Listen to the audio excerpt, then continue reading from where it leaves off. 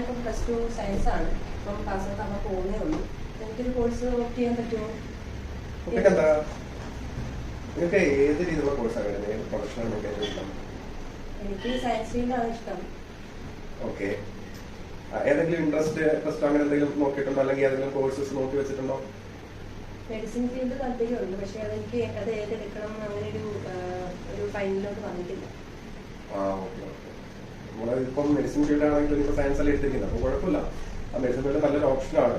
അപ്പം അതിന് ഇൻട്രസ്റ്റ് വേണം. നമുക്കൊരു പ്രൊഫഷൻ ആകുമ്പോൾ ആ ഒരു ഇൻട്രസ്റ്റ് വേണം. പല ആൾക്കാരും ആ ഒരു എന്താ പറയുന്നത്, കുറെ ആൾക്കാർ നേഴ്സിംഗ് പോകുന്നു, അല്ലെങ്കിൽ കുറെ ആൾക്കാർ മെഡിസിൻ പോകുന്നു, അല്ലെങ്കിൽ വേറെ ഏതെങ്കിലും പാരാമെഡിക്കൽ കോഴ്സിന് പോകുന്നു എന്ന് പറഞ്ഞിട്ട് കുറെ ആൾക്കാർ കോഴ്സ് ഓക്കെയാണ്. പക്ഷേങ്കിൽ അവരെ കോഴ്സ് പഠിക്കുമ്പോഴാണ് അതിന്റെ പ്രശ്നങ്ങൾ, അല്ലെങ്കിൽ അവർക്ക് ആദ്യം ഇൻട്രസ്റ്റ് ഇല്ലെന്ന് മനസ്സിലാവും. അപ്പം അവർ എന്തായാലും ഒരു ഇൻട്രസ്റ്റ് എടുത്ത് നോക്ക്.